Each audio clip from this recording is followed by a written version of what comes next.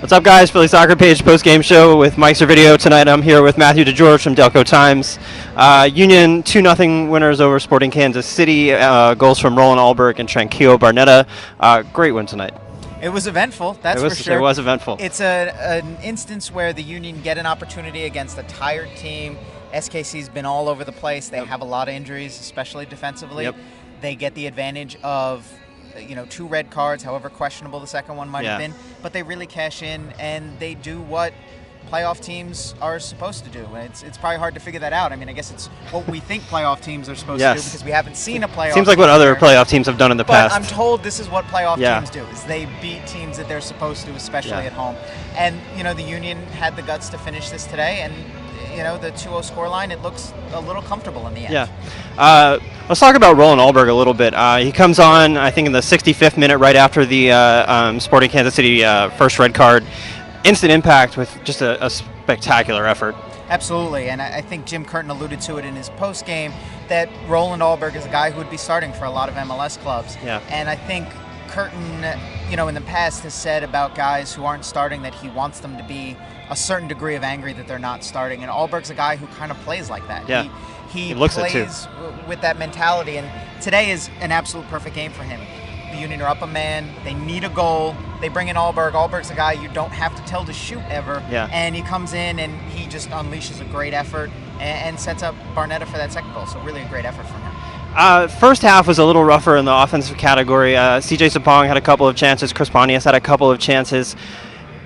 It kind of felt like one of those games where maybe it wasn't going to go for a little while. Do you think they should have come up with a goal in the first half? And do you think they're getting enough out of CJ Sapong in the striker role? It's actually funny because I think a minute before the Madronda red, I tweeted that it felt like some of those games in the past. Like if you remember, there was a Houston game a few years ago here. Portland had that really dull 0-0 draw, and it felt like that. The possibility there could be a missed opportunity. It is a little concerning that for that first hour they didn't create a whole lot 11v11. I think CJ Sapong has to be better about finishing his goals, and when you look at his goal scoring total, and I know it's impeded somewhat by that ankle injury that cost him a month, but he's not producing the amount of goals that you want him to, and it's a give and take there. He gives you so many good things in terms of hold-up play and physical play that to take that away, you want to think twice before you take that away and say, go to Charlie Davies and try and get goals or something like that.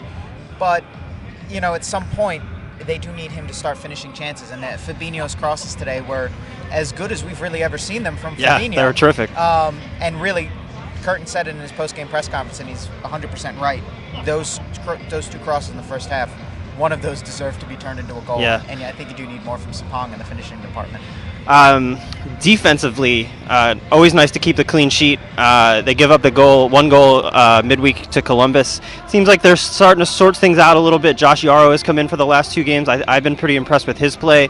What have you seen from the defense? I think they've created they've kept their shape well. I think Andre Blake's had a couple good games. Not terribly busy tonight, but had a couple. Did what he needed to do. Was really active off his line, especially when they were up a man and up 2 men. I think, and Curtin alluded to this, the central midfield pairing's been really good. Warren Cavales had 3 or 4 pretty good games in a row. I thought he was great tonight. Together, and you look with Alejandro Bedoya. They're 3-1 in the 4 games he's played, and the 4th is the Toronto game where they still played pretty well. So he's having an impact from midfield, and I think they're starting to settle in on some of the things that they want to keep doing going forward. This is the second straight game where we saw Fabian Herbert start out on the right wing where we hadn't seen him all season. How have you seen his play out there? It seems like he's starting to work out some chemistry with Keegan Rosenberry. It seems like there's some promise. Yeah, it's another option that they have. So you see it now finally formed with Dahlberg and Barnetta in that you have 2 options at the number 10. You have it with Sapong and Davies up front. It's still kind of coming together, but you have multiple options at forward. Now you can really say that you have that with Herbers and Ilsinho on the right wing. And, if you get to a point later in the season where Pontius looks like he's tiring or needs a game off, you have that option. So I think that's really what, Jim Curtin wants a lot of. He wants to try and get in those situations, not just having his 11, but have that rotation where you can play situationally. And I think once everybody gets back healthy, like if you get Mo Adu and Brian Carroll back, all of a sudden you have that same rotation at the 6 and at the 8 when you factor in Craval and Bedoya. That's what they're gearing up towards, and they're doing it at the right time of the season, where they're creating options for themselves as the the postseason and the business end of the season rolls around. I lost my train of thought. Jimmy Medranda probably kicked it out of you. Oh man, it's possible. Let's talk about the 2 red cards. The first one, I don't think that there's too much argument with. It's got to be a second yellow, pulls back Keegan Rosenberry. The second one, pretty late in the match, but I think Kansas City will probably have a good chance to appeal that one. It didn't seem like there was a lot to it. Yeah, Coach Peter Vermees thought very much so in his post-game press conference that they would have a good chance of that. Actually, they get a break that it's a straight red, and I'm pretty sure Juan Guzman went straight to his back pocket. Yeah. So straight red, which is a lot easier to appeal than with a yellow card. So they have a chance of getting Roger Espinoza back next week. That was a really weak red card in the whole pantheon of heinous things that we've seen MLS players do. That's not anywhere up there. Medranda, I mean, it's 2 yellow cards. He earns both of them. I think he's maybe angry on the first one that I guess Herbers maybe caught him high before that in the sequence that led up to it. But, you still can't slide in and take him out from behind like that. And the Rosenberry play was just one where he's beat and he grabs him down. So, it's hard to argue with those two. That's true. We've seen Charlie Davies the last 2 games, kind of 10 to 15-minute cameos. I think he might have come on earlier tonight if Philadelphia didn't score with Dahlberg's goal. But he's been dangerous when he's come on. He almost set up Dahlberg tonight. He almost scored on Wednesday in Columbus. What have you seen from him?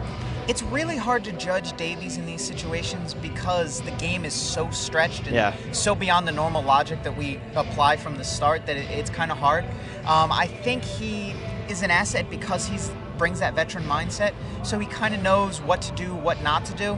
He could have been a little bit better in DC on that clearance that leads up to Birnbaum's equalizer.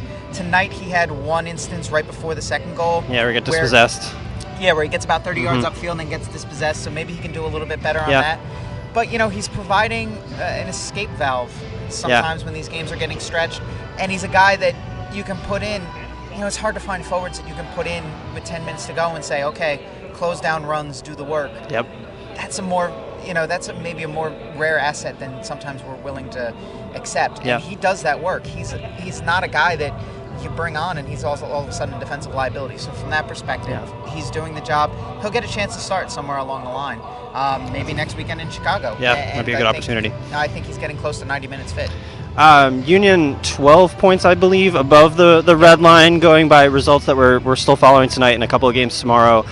Where should the Union be looking expectation-wise finishing this season? I think without a doubt they have to be somewhere in the top 4. The way the playoff schedule works, you get that 3, 6, 4, 5 games.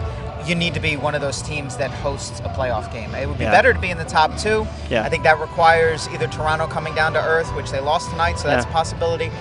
Maybe NYCFC coming back to the pack. A little struggle. Realizing their defensive struggles that we keep waiting to see. But 3 or 4 is a must. If you really want to move the needle with this franchise and really have an impact, it has to be with a home playoff game in this stadium. Yeah, I think so too. All right, we'll wrap up there. We do got to give a shout out tonight to our man Kevin Kincaid getting married tonight. Kevin and Sarah, congratulations. We'll see you back here soon. Union away in Chicago next week. We'll be back here September 10th when the Union host. Who do we host? You got me. When we host someone. Haven't looked that far ahead yet. Thanks for watching.